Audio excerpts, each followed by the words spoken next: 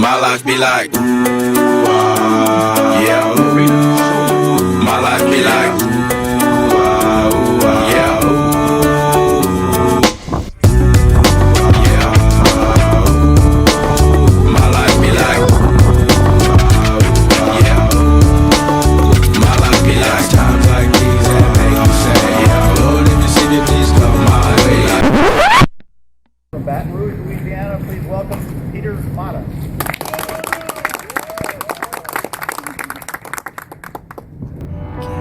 My life be like times like these that make you say, yeah, Lord, if you see me, please come my way. Like leaving breadcrumbs for when I stray. Yeah, I'm sacrificing the price you pay. Like living like a fingertip. Sometimes I fall, I slip. Yeah, my heart feels I be more like you. Try not to quantify with the things I do. Be like times like these that make me say, yeah, Lord, if you see me, please come my way. Like leaving breadcrumbs for when I stray. Yeah, I'm sacrificing the price you pay. Like living like a fingertip. Sometimes I fall, I slip. Yeah, my heart feels I be more like you. Welcome back, everyone. Episode 2 of the Anaks. It's myself, Ryan Rama. I'm here with the wonderful Peter Mata. Peter is in Baton Rouge, Louisiana, and I am in Chino Hills, California. So we are doing this remotely, as most things are at this time.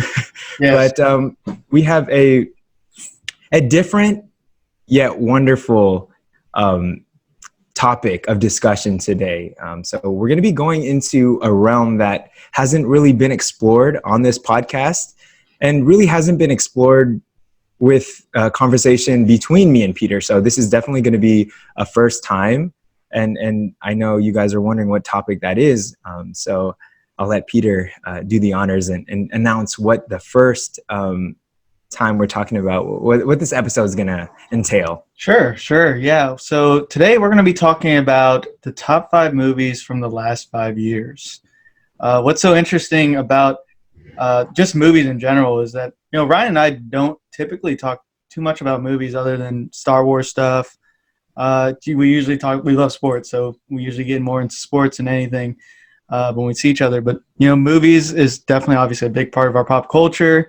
And we all love movies. And I'm sure right now during COVID-19, we're all just hunkered down watching Netflix or any other VHS or anything like that, if you still have any of those.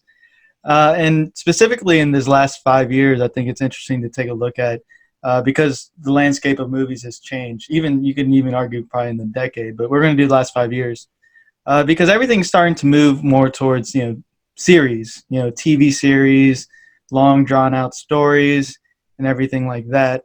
So, I think it's going to be interesting to see here what's still out there in terms of the art of a movie. I love movies more than series just because in a movie you have to kind of have that last finite ending that, you have to stick the landing essentially. One thing I noticed with series is that, you usually get that surprising first season and it's great. Second season's good, and then it kind of lags, as seasons go on. Sometimes movies have that with sequels, but with the singular movie, you get that nice, tight ending. It's a tight story. It's concentrated, and, you generally are able to learn, something about life or, just be entertained. And we're going to probably go into it for a minute here in terms of what we think makes a top movie. I'm interested first to hear what Ryan says about top movies before I go ahead. So, Ryan, what makes a top movie in your eyes? What keeps your attention? What makes a classic? So there's a lot of factors, obviously, and you hit on some of the points just right now, Peter, in why a movie separates itself and it's so different than, a TV show. And I think that, a movie, you only have, let's say 90 minutes to maybe 150 minutes to really make that impact. Mm-hmm. It's critical time. And for me, myself, obviously, movie going and watching a movie, it is as subjective as you can get. A lot of people interpret things differently. A lot of people view things and they have emotional connections to those things. So I really appreciate that in a movie. But what really makes it a top movie is how it is able to capture the audience. I think that right off the bat, how the tone is set, how the mood is set, where the setting is, and how it relates to the overall storyline is such an intricate part in the first overall setting the foundation for the movie. So of course, like a great beginning, a great middle, and great end. That's just cliche, right? But let's go a little bit more in depth. And from my personal viewing experience, obviously everyone already has their preconceived notions going into a movie. You know, you've watched the trailer, you've been excited for a year. You know, maybe it's something that you just saw recently and a friend told you about. So you already go into the movie theater with those preconceived notions, and you already start to generalize a idea of what do you think the movie is going to be about, and what or how do you think the movie is going to play out. So that already in itself is that connection. So then once you built that connection, it's boom, it's movie time. You're watching the movie, and like I just said previously, it's about how that tone is set, how that mood is set, and of course the acting. I mean, of course we need really good acting to allow the audience to really get invested in the movie and feel like they're part of the movie. I think, you know, most of my top movies that I normally enjoy, I really feel invested in it on an emotional level. You know, I really grasp what the director is trying to portray. So that's number one. And number two, those are two really big items. And then the last one, I mean, it's fitting that this is the last really big thing that I also look about is the ending. I mean, the ending, similar to TV shows, but also different because the ending needs to wrap up. It doesn't have the amount of time that a TV show has to wrap up. You know, sometimes TV shows, you'll see it. It's the season finale, but it's the whole series or the whole season is the finale. You know, it's that last chapter. What a movie has to do is they really have to wrap it up in a way that it doesn't feel rushed. It still takes the time to mend all the loose ends that the plot has given up.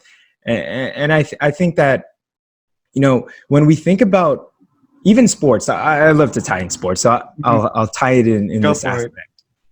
You know, when we think of some great games and you really, really look back at the highlights, you're like, no, that really wasn't a great game. It was a great ending, you know? And a couple of standout ones that I have is Super Bowl 51, and it was the Patriots versus the Falcons. You know, Patriots got off to a horrible start, down 28-3 in the third quarter. It was a horrible game, right? Pretty much, yeah. It was boring. But when most people recollect that game, they're like, oh shit, that was an amazing Super Bowl. That was a great Super Bowl. Because the ending was phenomenal. You know, that last fourth quarter and beyond, I mean, it was phenomenal. And so that's why I think walking out of a movie theater, same thing. You know, it could be a so-so movie, but let's say the ending just wraps everything. You feel so satisfied. You walk out of there and you're like, damn, that was a damn good movie. Right. You flip the roles. Let's say you have a great beginning and great plot, but the ending is just absolutely trash. You walk out of there with a whole different feeling. You kind of discard the fact that the middle part and the beginning was so great. So that's why I think for me as a moviegoer, I definitely pay very close attention to the ending and how that makes me feel. But those are some reasons why I know it got a little, you know, detailed. Yeah. But those are just some of the things that I look for in a movie, in a top movie. And now I am very, very interested to hear from you, Peter. What are some things that you look for in a great movie, and what makes a great movie for you? I couldn't agree more with pretty much everything you said. You eloquently said there. You know, thing is for me is, you know, there's really just three things that come down to it. And it's just kind of three different aspects for the movie. One is the unique story and writing. And sometimes it might not be original sometimes, but you know, it's got a story. The story is believable. It's well written. It ties in loose ends, like you said, with the endings. It's got good dialogue. So, I mean, that's one part of it. The writing, the writers, who's writing it. You know, you go in with the expectation, like you said, and you know, you get a good writer, and you're expecting great things. Sometimes, you know, that can affect the way you view a movie is your expectations going in. If it's a great writer, you're expecting, you know, great things. If it's Shakespeare, you're expecting Shakespeare. You're not expecting, you know, Scary Movie 1 or something like that. You know, the expectations play a huge part in terms of how your viewing experience and everything like that. Number two for me is great performance. You said this too, both in directing and acting. I think the way a director basically takes a movie, because when you get a script or something like that, you could take it so many different ways. Everyone has their own perspective on terms of how you take a piece of literature. Which way we're going to take this. And then the same thing with acting. You see a character, you see the script in terms of who this character is. How do you display that in a convincing way that gets the audience entertained, informs them about this character without one thing I do say, if you can do it in a subtle way without having to spell it out too much to the audience, I think that's even better. And more power to the people who put that together. I think that makes a really, really beautiful artistic movie. And then number three is entertainment value. At the end of the day, movie is entertainment. You're trying to spend your time, enjoy your time for a couple hours, and pass time.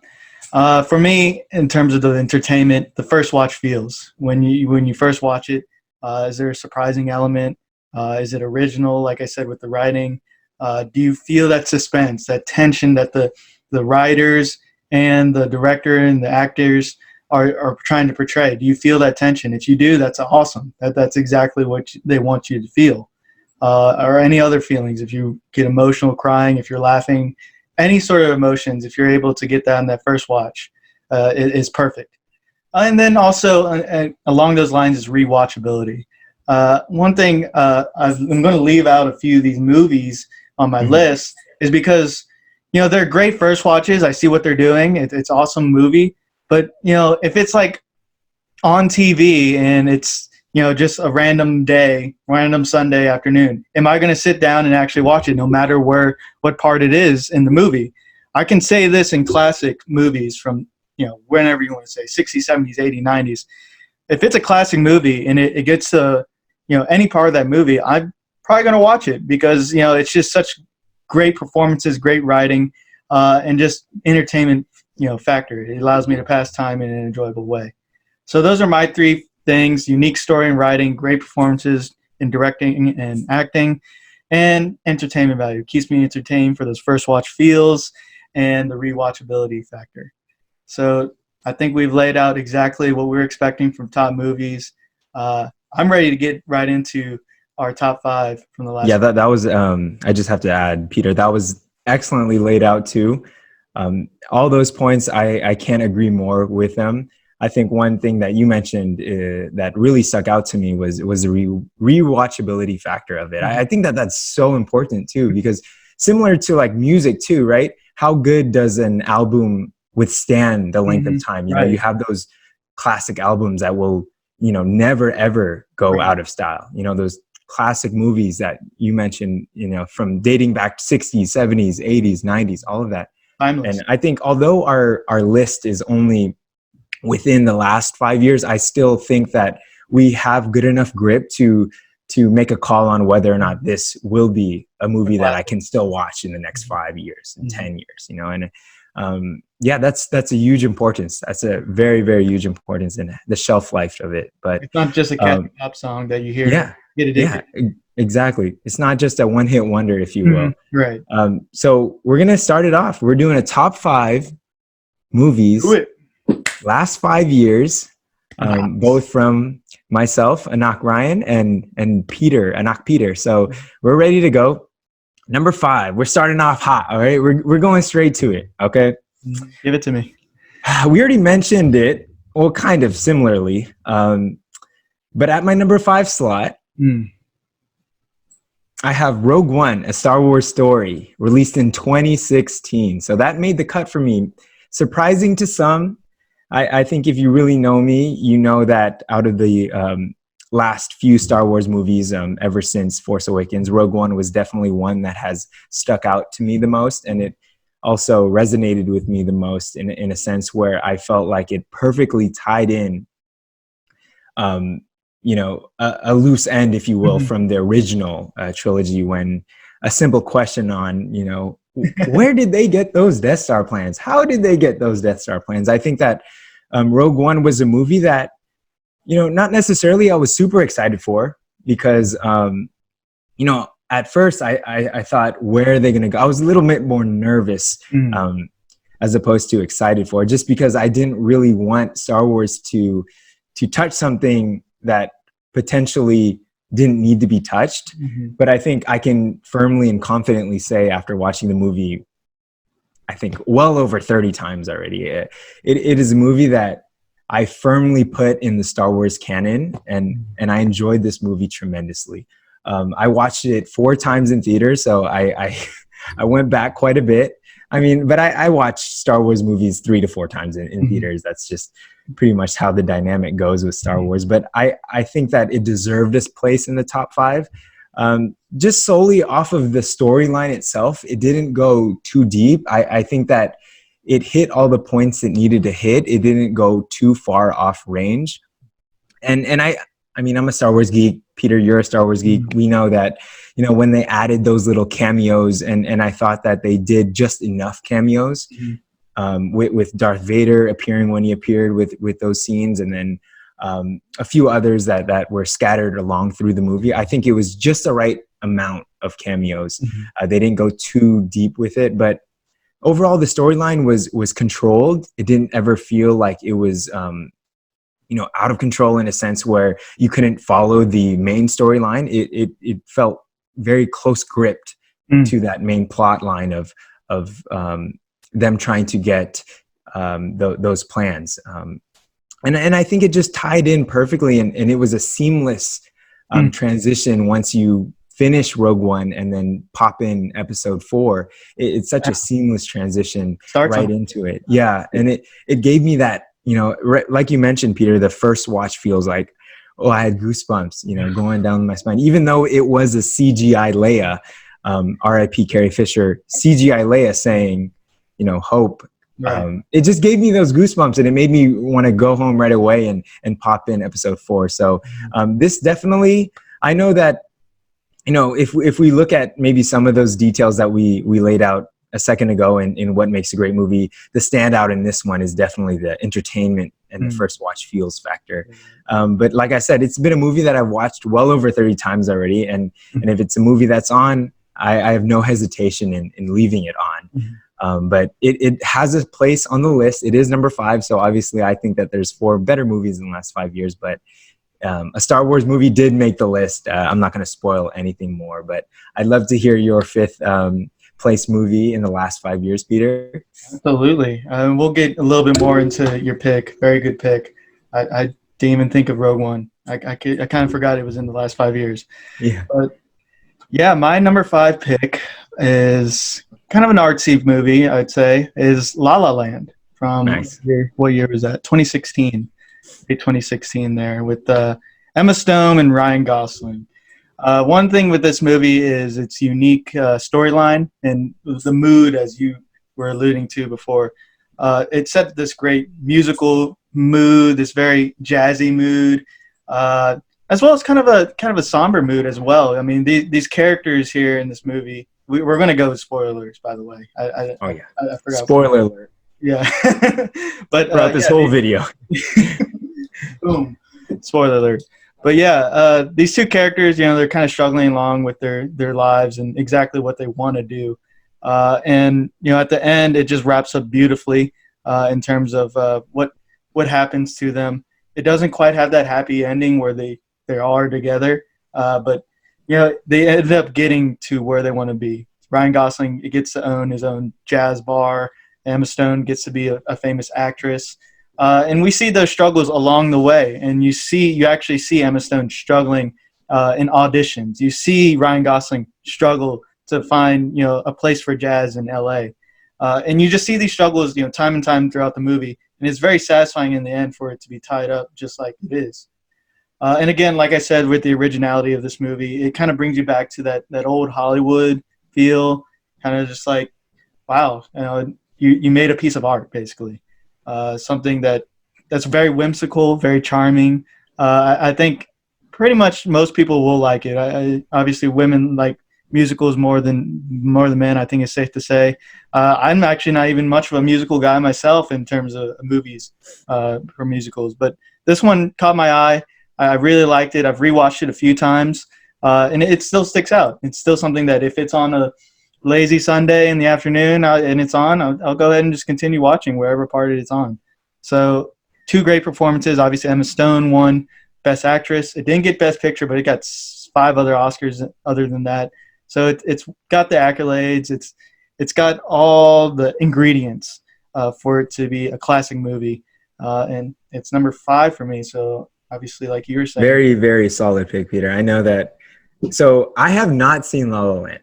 Really, So I've yet to see it. Actually, my Hannah and my mom, they were watching it, I want to say a week ago, and I was just casually passing by. But there was a scene, I forget what scene, but they were, dancing together, singing together. But it was just like, I remember just vividly seeing like the cinematography aspect of it. And it was just like, it was beautifully shot. It was a beautiful scene.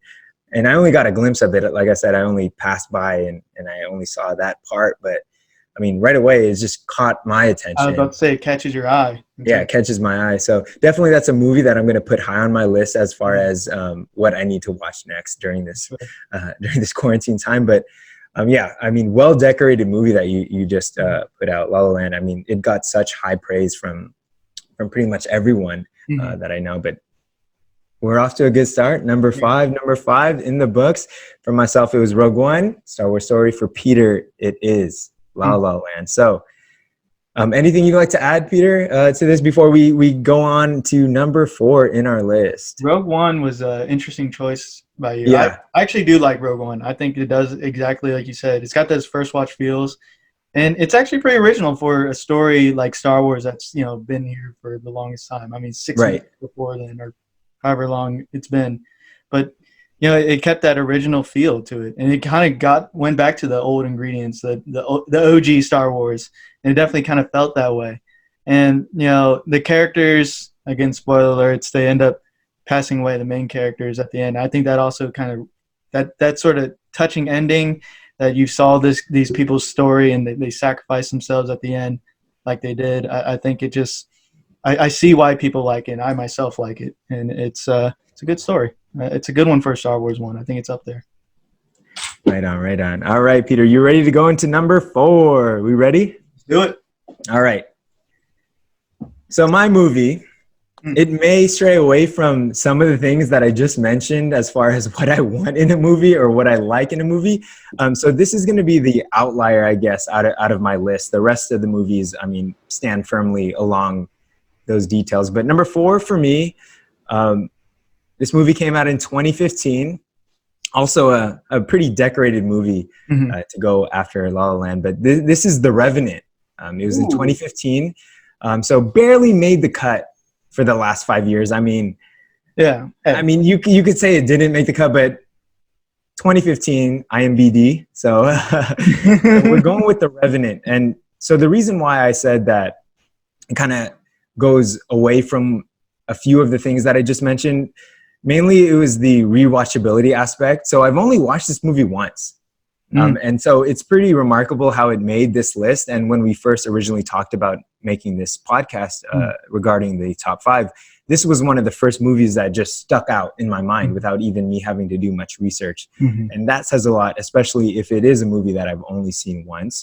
Leonardo DiCaprio, a big star. I mean, the star-studded cast. He had Tom Hardy, a lot of talented actors and actresses in this movie. But what really sold me about this movie, and what I really loved, it's a long movie, by the way, so that's maybe the reason why that I've only watched it once, was I loved how the setting, going back to the setting aspect of it, the setting just, I mean, it brought you back to this world in the 1800s where it's just a frontiersman and, the biggest, the villain in the movie is just the wilderness. It's just things going against his way. I know he gets beaten up by the bear. He has a huge tussle with the bear, exactly, which kind of leaves him wounded throughout the remainder of the movie. And it's just pretty much his way to find back to civilization. And it takes place in the early 1800s. So obviously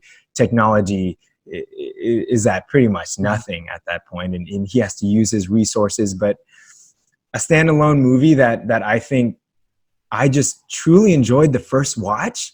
I never felt the need to watch it again, but I think that first watch, I mean, I was glued 3 hours, and it's a slow paced movie too. It's not like there's action at every turn, but I think going back, this is more a testament, nothing against the actors because they did a phenomenal job, but a testament to the director too as well, by creating a setting and a pace that just flows so well with what's going on screen, you know. And like you mentioned, Peter, I think, you know, it's the audience that really, you know, makes their interpretations of what's going on, especially when the pace is set. Why is the pace set like this? Why is the director asking these characters to do that? So some of those things were coming into play for me as a moviegoer watching this movie. But I mean, I'm not a cinematography nerd to the point where I can really analyze a shot and look at, oh, this is what they're doing, this is what the director's saying.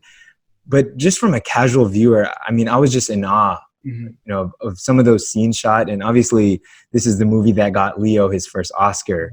So, I mean, that's outside the point. But I think that the movie was different. You know, it's something that it's not your average Hollywood blockbuster movie. It was a slow-paced movie. It was a methodical movie that just relied on little details in the storyline to keep the audience engaged. And for me, it did just that.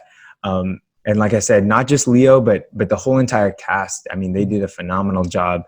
But overall, I think that aesthetically, I mean, it's such a well shot movie, especially like I said, being shot in a time setting of 1800s where there isn't really much technology going off. You're just basing it off of nature and the wilderness and the actors portraying their characters. So number 4, it's a movie that I've only watched once, came out 5 years ago, but it definitely made my list. I have no second thoughts about it. It is The Revenant. Okay, The Revenant. I guess I'll go into my opinion on that. I like The Revenant in terms of, like you were saying, beautifully shot, slow pace, different, very different and unique. And Leo's acting in it is, you know, everything that I expect in Leo, very top notch and everything like that.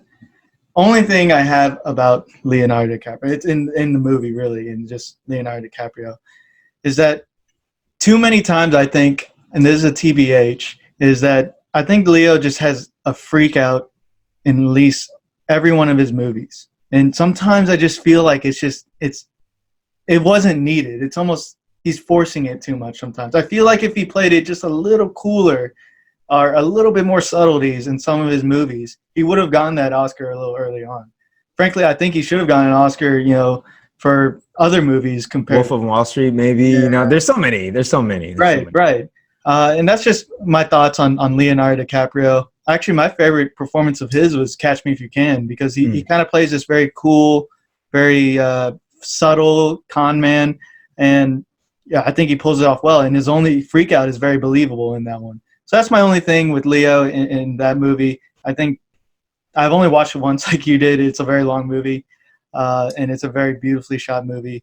But sometimes I think Leo just goes a little too much, and sometimes it does get on my nerves a little bit. And I think on this one, he really was going for it. So credit to him. He got it. Just my TBH on Leo. Nah, that's a good TBH, Peter, to have. Yeah. And I'm excited to hear your number 4. But yeah, going back to what you said, your remarks regarding The Revenant, I do agree. Yes, you know, Leo is very infamous for having that go on during his performances. Yeah, but yeah, I for me, this movie had to make my list. Just, I mean, it was just so beautiful to watch. Like, I don't know. I'm just, like I said, I'm no cinematography nerd, but as a viewer, I was like, man, I appreciate the director, the camera that shot, just everything. So that's number 4 for me, Peter. Number 4 for you. You're up. 4 for me is The Martian. Have you seen it?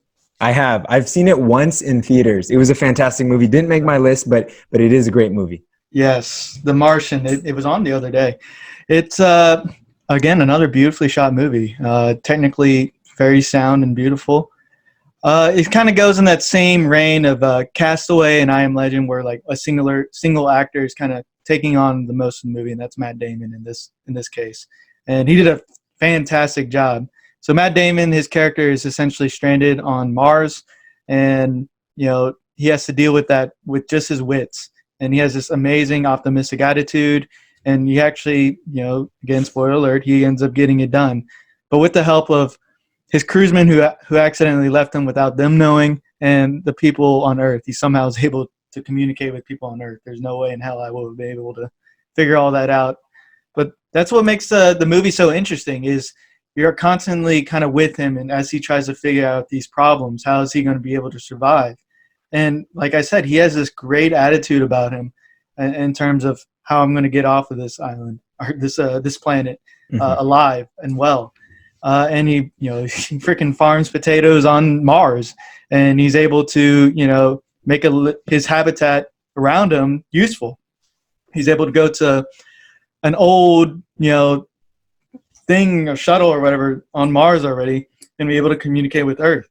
And I think just going with that, excuse me, watching that is very entertaining for this first watch. Feels the tension. Is he going to be able to do it? What's he going to do next? Things like that. And you have the whole story with the Earth, what's going on Earth, the politics behind it, how's NASA handling it, and then you also have the crew as they're traveling through space. I've always been a big nerd on space movies. I think it kind of gets that kid in you in terms of exploring. You want to explore the world or the outside, the space. You want to be an astronaut. You want to see what's out there just out of pure curiosity. And like I said, this movie was on the other day, and I rewatch it pretty much every time it's on. It's got the first watch and rewatchability for sure. The director, Ridley Scott, always makes a great, action flick, or in this case, it was kind of a mix of everything. Action, comedy, obviously there was drama in terms of whether he's going to make it, suspense. He did a really great job in here, and then the cast itself is just spectacular. I've always been a big Matt Damon fan, especially in his younger days. Jessica Chastain, Christine Wiig. I don't know quite how to pronounce his name. Chiwetel Ejiofor. He was in 12 Years a Slave and many other movies. He did a fantastic job in here. Sean Bean didn't die in this movie. Oh, finally! Even Donald Glover had his claim to fame in this movie. He did the slingshot around the moon thing. He did basically what every space movie does. Yeah. I don't understand how they know what Lord of the Rings is and Sean Bean's in it, but then when he does this little slingshot thing around the moon, no one's like Armageddon or something like that. No one mentions that. That was just kind of a very small nitpick, but I think it's just funny. Jeff Daniels. So fantastic cast and performances on that. The writing was spectacular. And first watch and rewatchability entertains me every time. So. Yeah, that's a great pick, Peter. And our two movies that we just selected as our fourth pick, they're kind of similar in a way where it is kind of centered around one individual just trying to make it through, nature itself. But yeah, you just mentioned it too. I think space movies, it just always is going to catch our attention just because of that exploration factor, as you just mentioned, Peter. I think that, when it comes to space, it's that unknown factor. Right. Anything can really happen. The ball is not in your court. Definitely not. And it showed it in that movie. I've only watched it once, but what I can recall from that movie, what I really enjoyed is there was so much science that was involved, in him trying to survive and stay alive. It didn't dumb it down for the audience. In fact, exactly. I like that. And it showed, all that it took from his character. And like I said, it was just a great movie. I've only watched it once, so definitely I do need to watch it again, because that is a movie that, right when you mentioned it, it's like, shoot, I watched the movie. It was a good movie. So definitely a movie that I need to watch again. Maybe it'll resonate even more so watching it a second time. I watched it in theaters the first time, but again, like you said, I didn't have any problems with that movie when I watched it in theaters. So great pick, Peter. Damn, we're moving along this list pretty quick. We're already 2 picks in for each of us. So we're in our top 3 already. Let's do it. This movie that I have on my number 3 slot, it is a Netflix original movie. Hello. So obviously what's taken out of the equation is the actually being in a movie theater feel of it. Right. But it is a spin-off. So that is that's the second movie I have that's a spin-off, because Rogue One is similarly a spin-off. But Yeah. this movie, I'm not sure, Peter, if you've watched it, but you'll find out right now. It's called El Camino. It is Camino. the spin-off, or it is the act that follows Breaking Bad. So I'm sure you're familiar with Breaking Bad, Peter. Have you watched it? I have not watched Breaking Bad, and I have not watched El Camino. Okay. Wait, so you watched El Camino, but not Breaking Bad? I have not. Oh, you have not. Okay, gotcha. Okay. You know, it's a very sensitive subject just due to the fact that I want you to watch it, and I don't want to spoil it right now for you. Because, so I'll explain why, you know, just from the storyline. I won't reveal any major plot points. But Breaking Bad, I watched the entire series. It's 5 seasons in quarantine. So I finished it I finished it about a month ago, right? And then I forced my girlfriend, I forced Jasa to watch it too. So now she's hooked. But El Camino came out last year. So it's a 2019 movie. Breaking Bad finished in 2013. So there was a 6-year gap in between the two.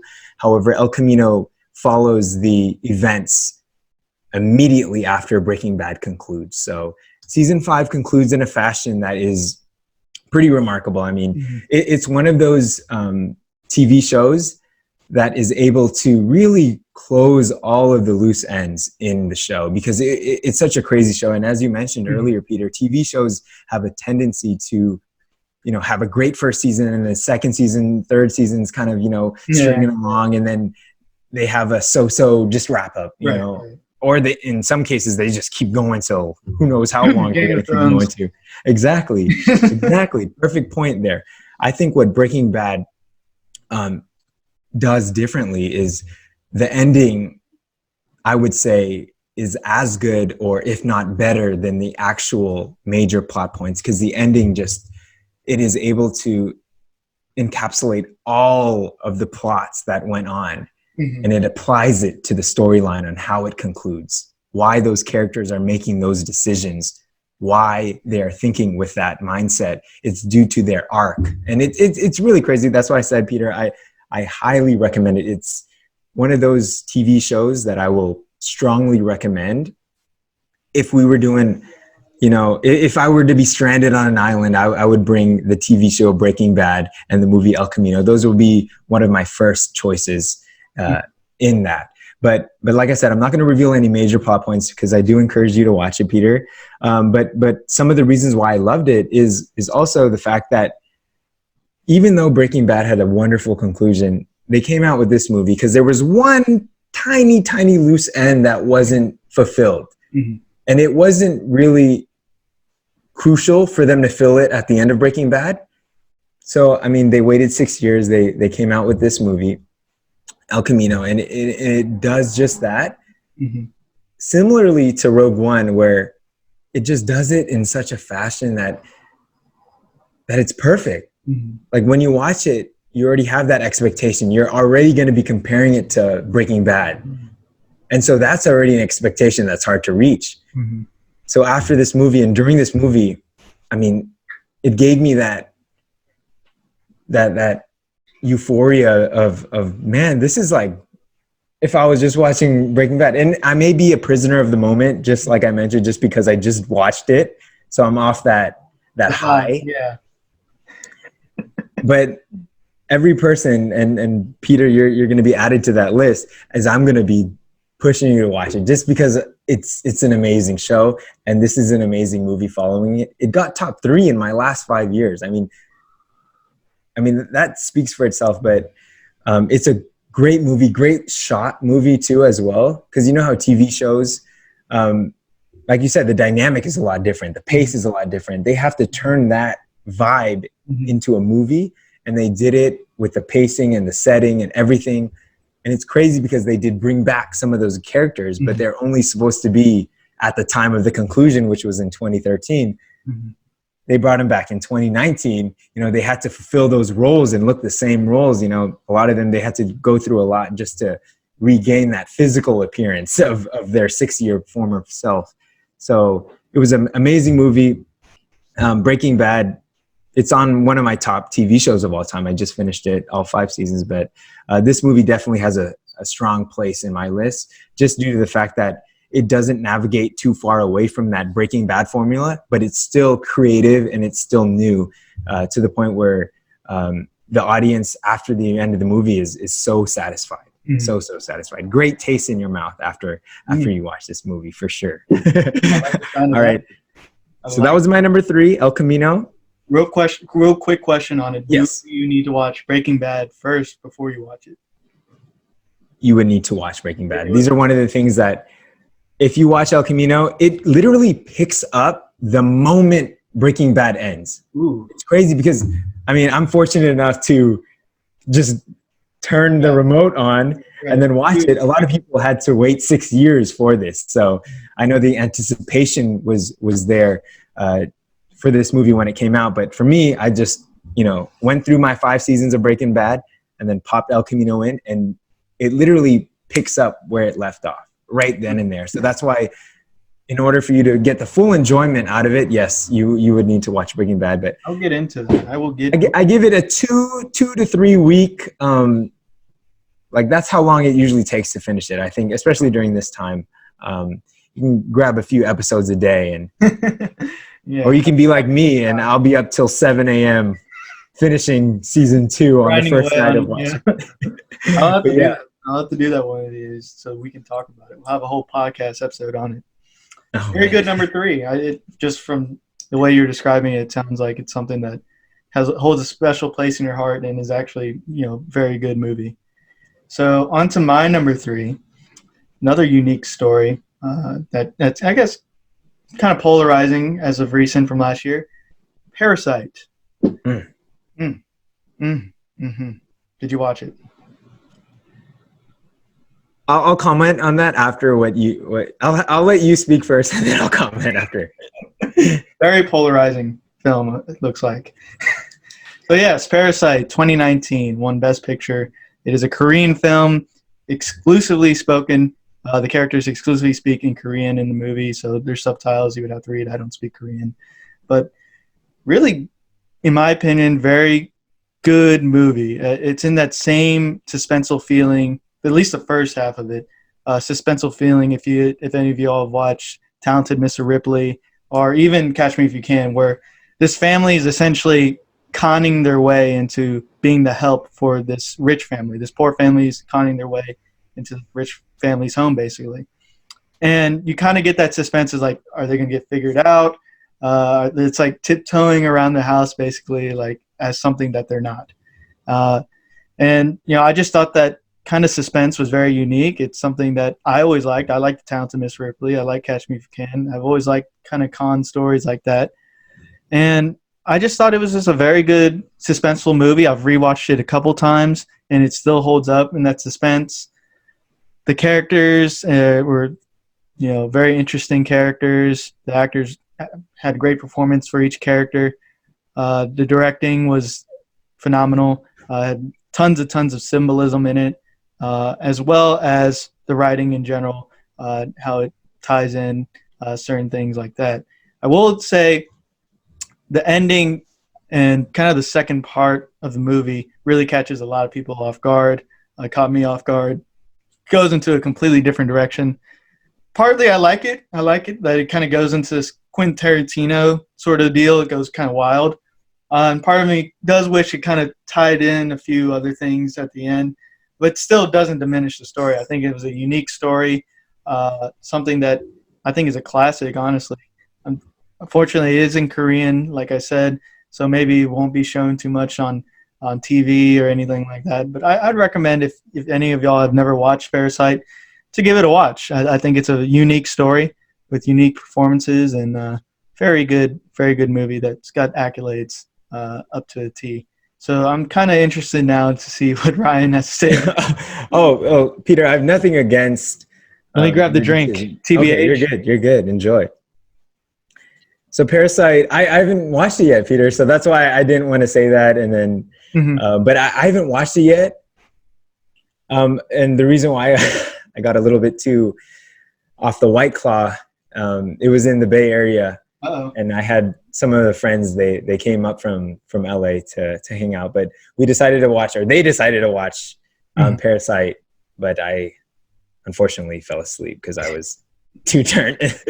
But I mean, it's a movie that speaks for itself as far as the people that have watched it and their comments, similarly to what you just spoke about it here. I mean, it's a movie that I've only heard great things about. And I think to win Best Picture and it for to be a movie that is all in Korean, I mean, that's a huge testament, especially in Hollywood. That's really never been done before. Right. And to win Best Picture too, that's the best thing you can win in the business. So, I mean, it's a movie that has to be number one on my list, like to watch, because of that and just all of the acclaim that it has received since it's come out. And a lot of the stuff that you mentioned about it are intriguing factors. And I mean, I'm going to pop it in right when we get finished with this. But yeah, I think definitely, like, for me, entering a realm that I'm not really too familiar with, just due to the fact that when it comes to foreign movies or anything really foreign, and this even goes with anime, because I mean, I get a little bit timid when I'm entering those realms, just because, you know, it takes a lot for me to get invested emotionally and really get captured. But that's something that I do need to work on myself, is to really look at those movies and enjoy those movies similarly or to the same level that I look at an American movie, you know. And I can't allow just the fact that I have to read subtitles. I can't allow that to discourage me from not watching a movie. You know, a great movie is a great movie. And that's something for me, what I've noticed with myself. I like those easy watch movies, you know. As a viewer, I like it to come to me rather for me to explore. But at the same time, I think right now, I mean, Parasite is just going to be the start. I think that moving forward, there's going to be an abundance of great movies that are going to be coming out from foreign countries that are going to, you know, hit this U.S. landscape with a storm. It's really going to take over in a sense, because anime, I'm sure you're familiar with how big anime the scene has become in America. So definitely great choice. I mean, there's no argument of that. But it is going to be a movie that I do want to talk about once I've watched it. I do want to have a nice little long discussion, you know, off air, but because it's a movie that won Best Picture, you know, it's a movie that has so many layers to it. So, and to speak to your point, it's I do too. I have that feeling. I think a lot of people have that feeling when they look at foreign films. It is intimidating to actually have to view it and actually have to read the subtitles. But yeah, to your point, it's very good to just have an open mind to it. Like for me, I was saying the same things, like, oh, I got to pay attention all the way through this. But you know, like I was saying, the suspense and everything like that keeps you entertained throughout. And like you said, it's going to just open up the doors for a lot of things. And look, I'm not just saying I like this movie just because I'm Asian. I do take pride that I'm an Asian. But I'm objectively saying it's a good movie, and obviously it won Best Picture. So a lot of people are saying it's a great movie, and I think you'll enjoy it when you first watch it. I can't wait, Peter. So that was number 3 for both of us. We have, for myself, El Camino; for Peter, Parasite. So wonderful, wonderful selections. And we're getting to the fine stuff now, the finer things. 2 and 1. So we have number 2 first. We'll start off with number 2. So this one may be a little controversial, I'd say, but it's my list. You know, at the end of the day, it's my list. And like we've been mentioning, I think the beauty of movie going is that it is such a subjective experience. So you enjoy a movie, whether other people enjoy it or not, it doesn't really matter, because it's what it means to you. So number 2, with that being said, we have, drum roll please. No, this is not number 1, so no drum roll needed. But I have at my number 2 slot, Avengers Endgame, released last year. So reason why I say controversial is obviously because it is a Marvel movie, and you know, Marvel releases like 80 movies every single year, it feels like, but this one is different. Yes, it's the conclusion to Avengers and pretty much all of the Marvel movies released since its inception with Iron Man and their plan with all their different phases and whatnot. But the reason why it's on my list and so high on my list is that I just enjoyed the hell out of the movie. You know, the whole way through, I was edge of my seat.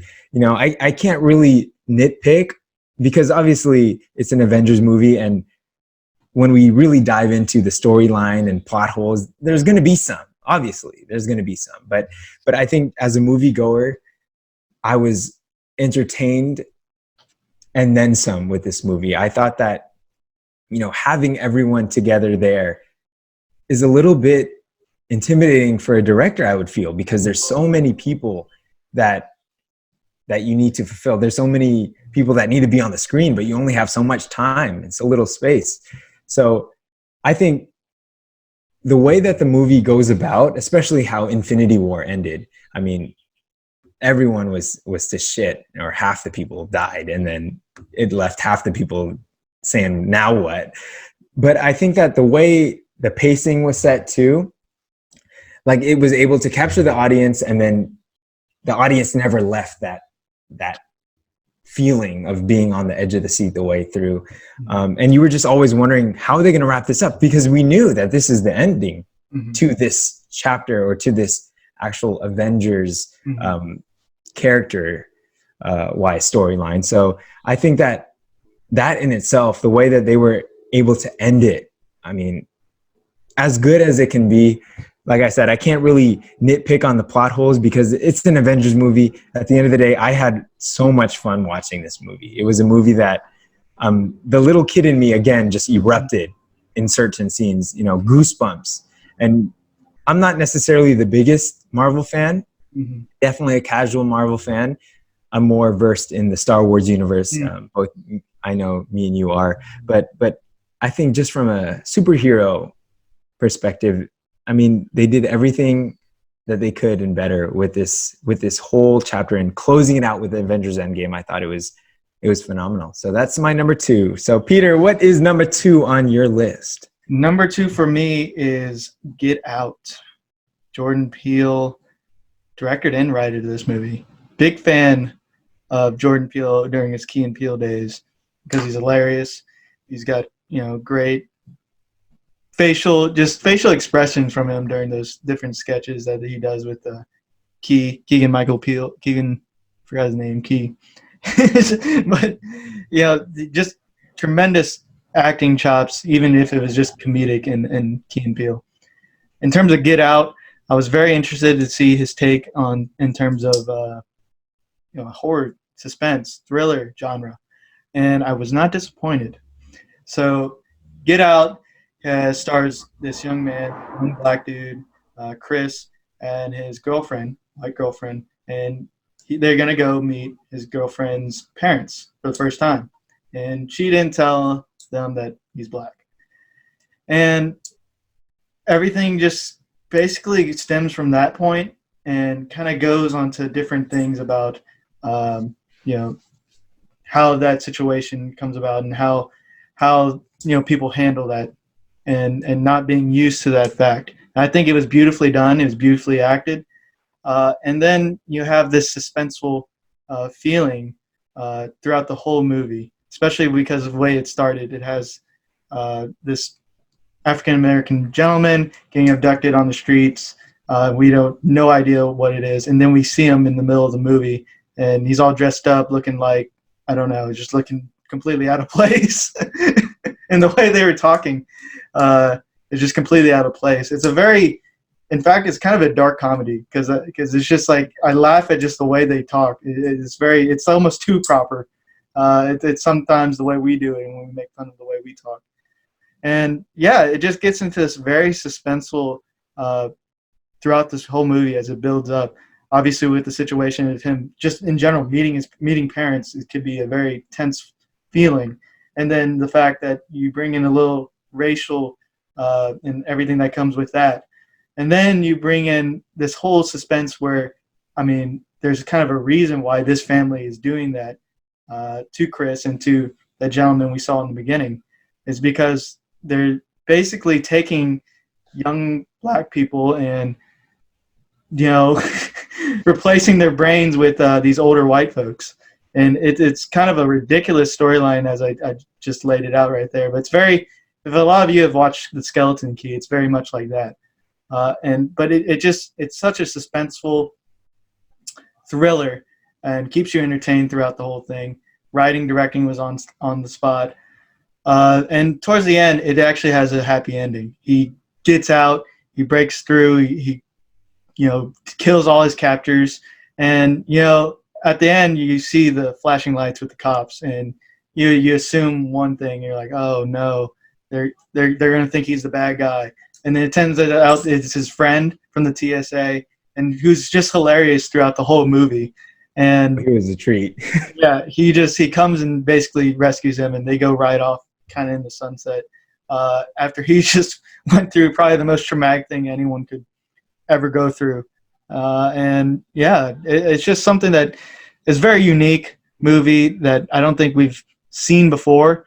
And it's something that, like I said, with rewatchability, I'll watch it every time it's on. It's on often on TV. So Yeah. So Get Out. I mean, it was such a new take on really a thriller type movie, but still adding that comedic presence. I mean, it was a treat to watch. And like you, whenever it's on, I always put it on.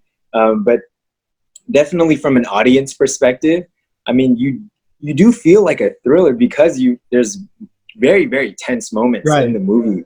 And the fact that Jordan Peele was able to balance out that suspenseful, tense moments with the comedic presence, I mean, that's just a testament to the acting, to the directing, all around writing too. Because sometimes if you have a thriller but it's too funny, it could really take away from those tense moments. But the way that Peele was able to balance all of those different moods and still allow it to flow with such a cohesive nature. I mean, it was a great movie. And like I said, it's original. It has all the elements of a great movie.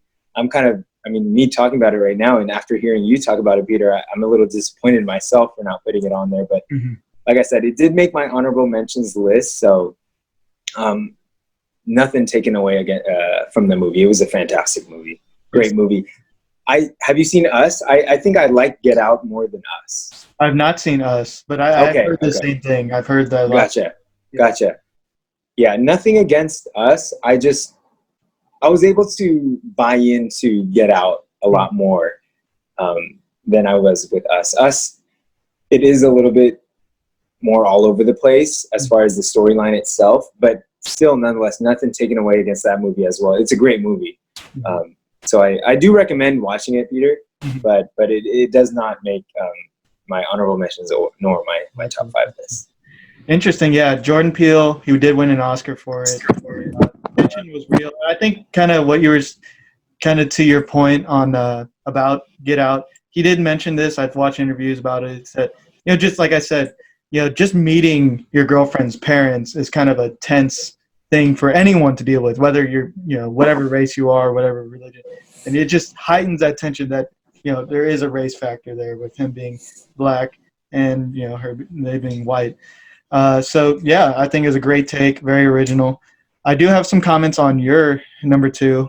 I'm not a Marvel fan. Oh, really? Yeah, I tried to watch Iron Man. I've watched pretty much most of the Iron Man. I tried to watch Captain America, and it gets me going, but then I can never finish any of the Marvel movies. I don't know why that is. It's just interesting. Yeah. And to your point, you did say it is controversial because that even actors are saying that it's almost too many of these superheroes movies is kind of saturating the market, and I kind of agree with them. A little TBH on my end, but I mean, Tia Knock David says it's a great and I should give it a chance. And you're saying it's great. Maybe I should give it a chance in terms of watching the different Marvel movies, the Avengers. No, because that the reason also, yes, that I said controversial, because I know that Marvel is something, I feel like it's either you're invested in it or you're just not really feeling that vibe.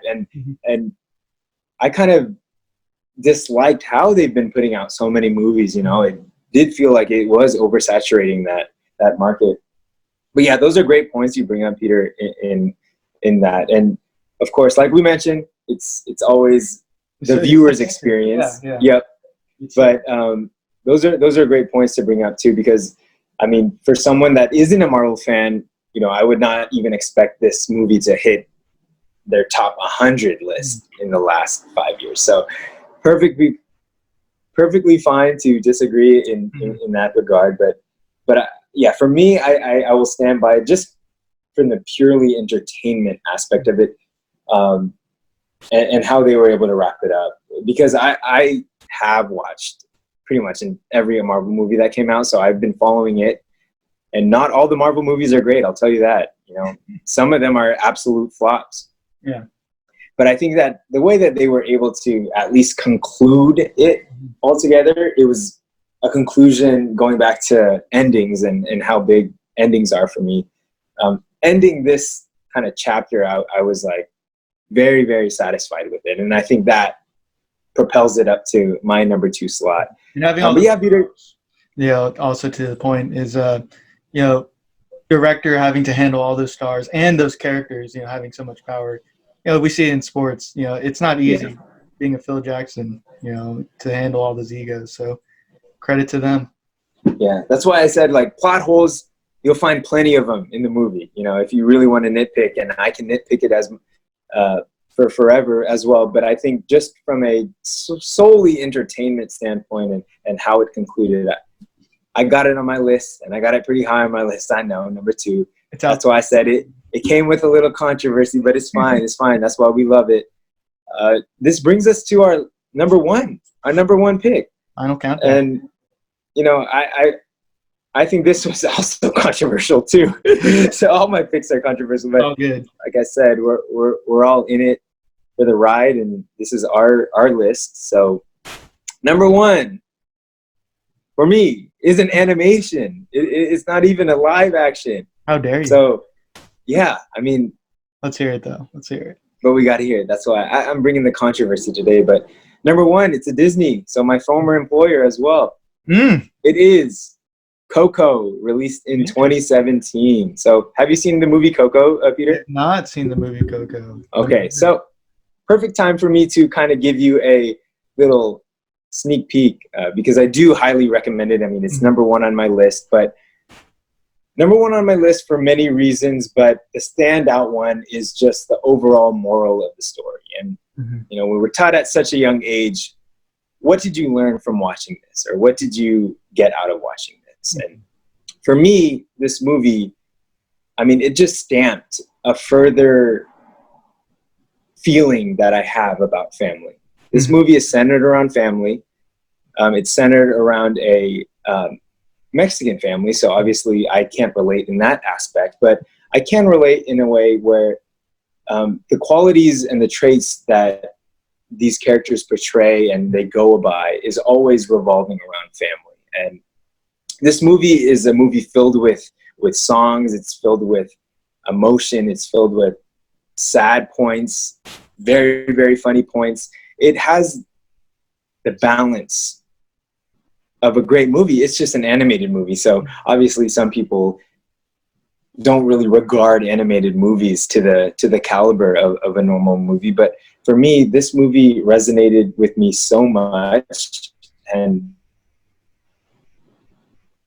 obviously in 2017, a year after Christian passed away. So I think adding that to it made my viewing experience emotionally 10 times maybe than I would if I just had watched it at a different point in my life. But this movie focuses on family, and it reminds the audience that family really is everything.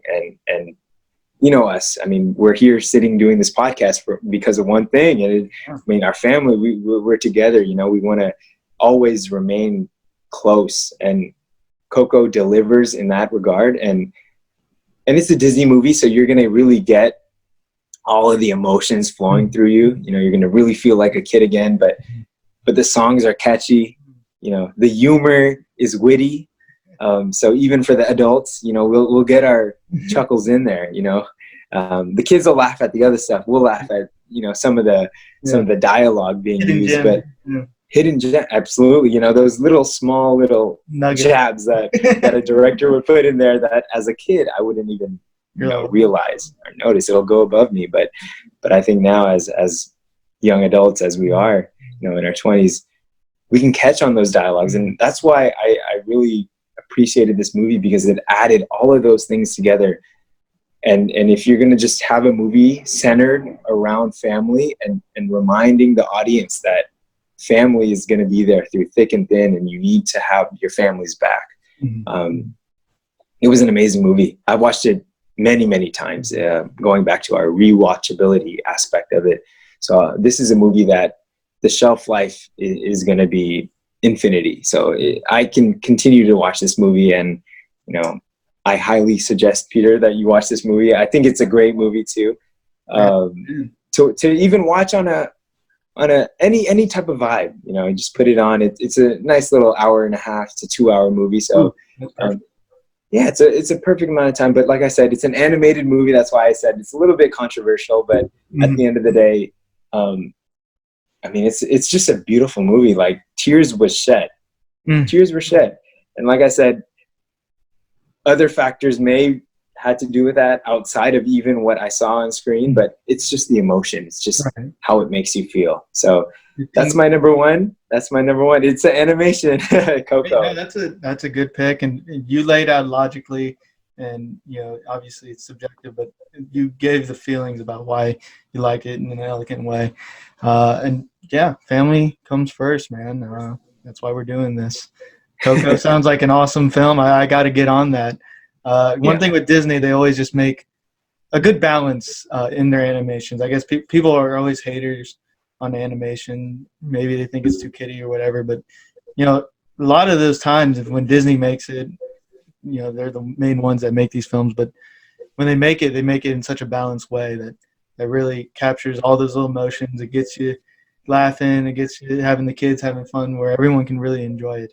And it usually has a very nice message about, you know, whatever the film is going to be about. So I got to catch Coco. Haven't watched it, but very good number one. I think it's rightfully so number one. So I guess going to my number one, I guess it's somewhat controversial. I don't know. It's probably not something that comes immediately to people's mind, but 2015's The Big Short.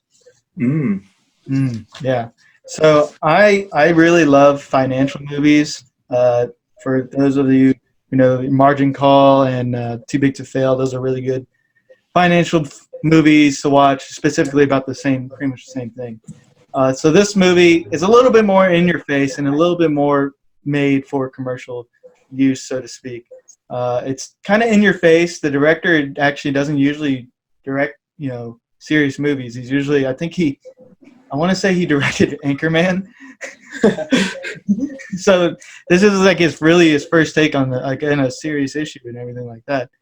And, you know, just part of the reason I like it is just the style. It's very different. It can be gimmicky at times, but it's different. I like the fact that it's telling the story about the 2008 financial crisis and everything that goes with it, and that affects, you know, so many people even today.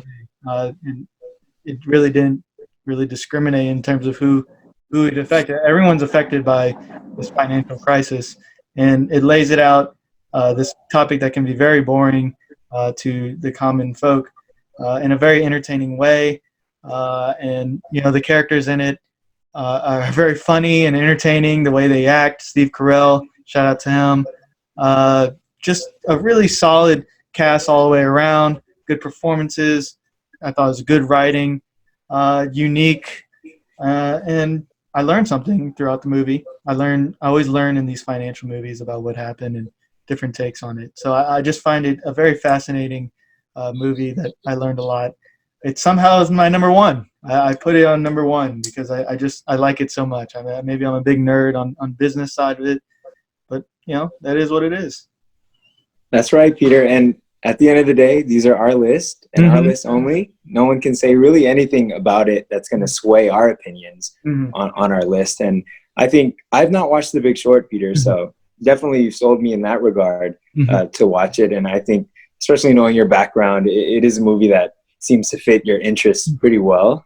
So definitely I will go check it out just so we can have a discussion next time we're together, or absolutely. Over Zoom as well about it, just because it is number one, and something that you hold to that regard. I will definitely check it out because it must be a good film. So that's 5 up, 5 down. Yeah, we did it. Those are the classics, our classics.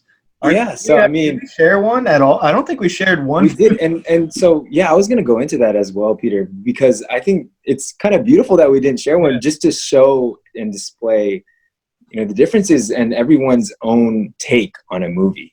Movies that, hell, we could have thought were both great didn't make our list, or movies that you put on your list I thought were great just didn't make my list. So it's so many things and so many factors that really weigh in, and I think condensing it into a top 5, it forces us to really make those executive decisions to be like, which do I like more? Right.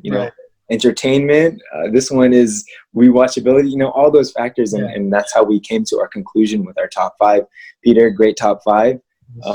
Same to you. Yeah, so that was great, and the reason why I think we did last 5 years too is like you mentioned too, the evolving nature of the industry, and you added to it earlier, but I think that TV shows are really taking over the fold of the entertainment industry. And so that's why I think when we find a film that's fantastic and fascinating in all aspects, like that's great to see in 2020, as crazy as that sounds. It's harder to come by. Like you're not going to get the same budget to make those nice indie films that end up being classics like you did in the 90s. Right.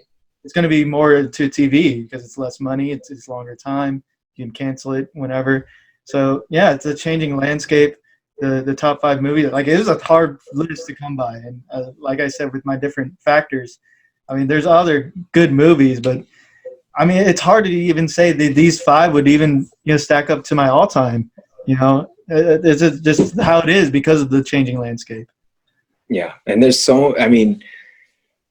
it's like comparing a perfectly cooked filet mignon with a perfectly cooked lobster. They're both great in their own ways. It's just one of those things that's why even with the last 5 years, I mean, there's so much differences in how the movie industry is changing. And that brings us, we'll pivot a little bit now as we kind of conclude this episode to maybe some movies that we are looking forward to seeing come out in this next remaining half of the year and then on forward. Anything in particular, Peter, that you're really itching to see once it reaches the big screen? One particular, or a couple particular, Tenet by Christopher Nolan. Big Christopher Nolan. You stole my pick. I'll let you talk about it a little bit more. I'll go with my second one here too. So no, Peter, go on. I'll just piggyback. The Tenet. Christopher Nolan he's a genius. I mean, enough said, man. I mean, Batman, there's a reason why there's so many superhero movies, is because Christopher Nolan made such a great Batman. You got other great films he's made. The Prestige, Memento, Inception, Interstellar. I didn't too much like Dunkirk, but I watched it and it is still a well-made movie. Just so many, he's just so exacting in his directing. And it's always unique. It's always just a fun movie. And I'm watching the trailer of Tenet. I have no idea what the hell it's going to be about.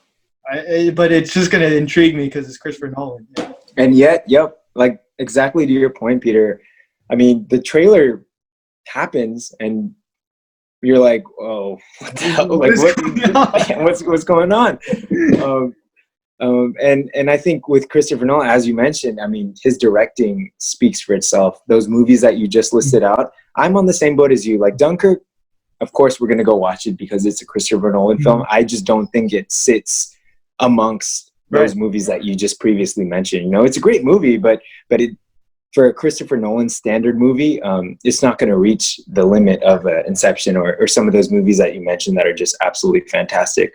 I mean, so going into it, I mean, that's the part that's kind of the unknown, you know, going into a Christopher Nolan movie, not knowing what to expect.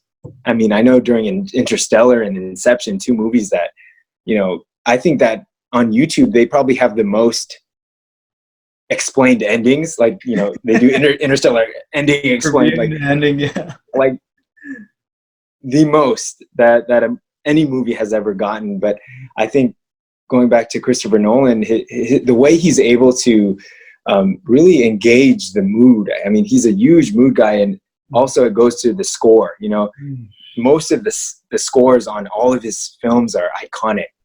You know, Dark Knight, Inception, all of them are fantastic. Even Dunkirk, they had that, you know, tapping noise that, you know, it just adds to the suspense of a movie. And that's something that I forgot to mention too, is also the score. I mean, Get Out had an amazing score. Going back to one of your movies, that was a score that really was able to capture the audience in a way, really pulling them to the edge of their seat. But yeah, excited for Tenet. So that pretty much was my main one. I really don't have too many others. I was going to let you go. Sorry. I was trying to look up in terms of, there aren't too many. Obviously, COVID-19 has probably been a big factor of that. I did do a little research. I saw that there's this movie called The Last Duel that's going to be coming out later this year. It's got Ridley Scott directing again, with Matt Damon and Ben Affleck writing, and they're going to be in the movie as well as Adam Driver. So it's going to be, it's an all-star cast, great writing, great directing. I mean, that my expectations are high. If that's who you're putting out there immediately, I think I don't even care what kind of like film it is. It sounds like it's going to be some sort of middle century movie, but who knows? You got those guys in it. I'm in. I'm probably going to give it a watch. Yeah, that's a star-studded cast. I don't even know what it's about. Right. And I'm already intrigued. That's like an LSU 2019-2020 football cast. You hear those names, you're like, okay, I'm in.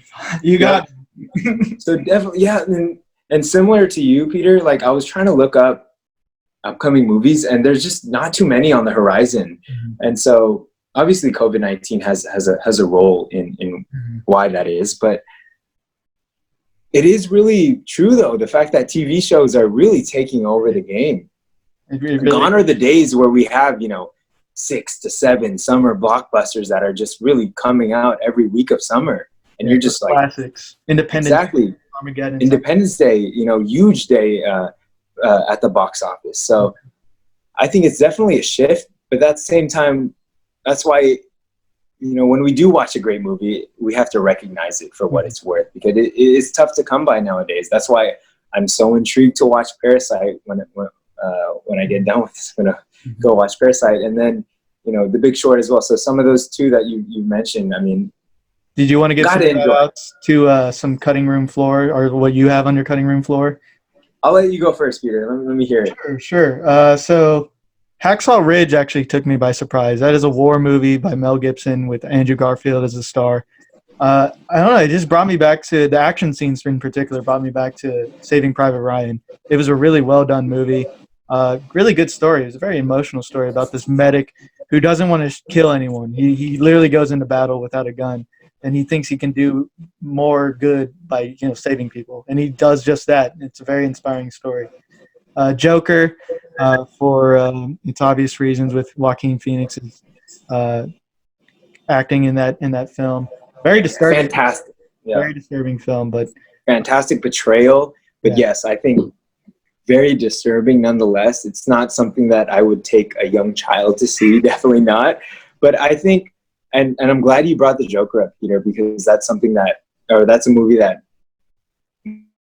at my honorable mentions, a cutting room, due to the fact that you have to view it for what it is. I mean, of course, you're gonna feel like, man, this is a really dark film, but you have to acknowledge and realize that that's what the director and that's what the actors, that's what they're going for. And that's what the Joker is, yeah. Yeah, and the fact that, once I realized that, and once I was like, man, like, he's really making me feel uncomfortable. These scenes are uncomfortable. Like, that's a testament to the acting. That's a testament to the writing. That's a testament to the directing. So again, Joker, it's a different take on our Heath Ledger Joker. I didn't particularly like the Leno Joker No. in Suicide Squad. I thought that was a miss for me. But I mean, going back to the Christopher Nolan Heath Ledger Joker, I mean, we watched that as a young youth. So, It's like I mean, that's kind of our childhood Joker, if you will. And so I think that Joaquin, he was able to really embody some of the outstanding traits that the Joker has and give it his own spin. But I mean, definitely creepy film for sure, if you're not prepared to watch it.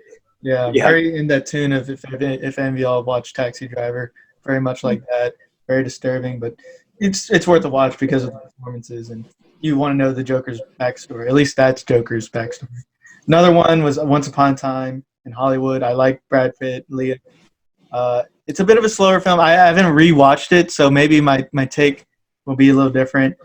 Just other movies also that were really not on my list, but just to give them a shout out because I know people, really like these movies in the last 5 years. Green Book, Moonlight, Room, 3 Billboards Out Ebbing, Missouri. I watched all those recently just to kind of get a feel for them. All of them are very good movies. Only thing, they don't really have that rewatchability factor like I was mentioning, but really great film, very original, very unique, very emotional. So I don't know if you watch any of those, but I think that those are all really great when it comes to critically acclaimed. I know that a lot of them received a lot of great feedback. I have not watched any of those that you just mentioned, and so definitely I need to do my part because that's great film right there in itself, just off of the reception that it's gotten all around. So I'm definitely intrigued. Like you said, those films are not really up my alley when it comes to my favorite type of film, but that's why I think from a viewer perspective, I need to get better in expanding my horizon in that regard. So that's something that I personally need to work on too. And I will, just due to the fact that, you can't really be one-dimensional. And we've been talking about this ever-changing movie industry. You can't just stick to one type because it's going to get really saturated. Yeah. I definitely recommend just giving those movies a watch. Honestly, actually, the top 5 that I made, I literally made, and then I watched those movies, and they didn't crack the top 5. So, I don't know if that changes people's thoughts on it, but that is what it is. I think there's been a good discussion as for what it was. Oh man, beautiful, beautiful, beautiful stuff, Peter. Till next time. Yeah, the Anaks. Anaks, that's right. All right, Peter, tip my cap to you because you had a great and tremendous list that I will be watching some of those movies that I did not watch. Look, we'll just watch each other's list because we didn't even share. We didn't even share one movie other than Tenet, which will be coming out. So, yeah, this was a fun discussion. The Anaks podcast, top 5 movies, last 5 years. Watch it. That's right, baby. everyone stay safe. And from the Anaks, we love you and thank you for supporting us. This is Anak Ryan, and I'm out. Anak Peter. Later, y'all.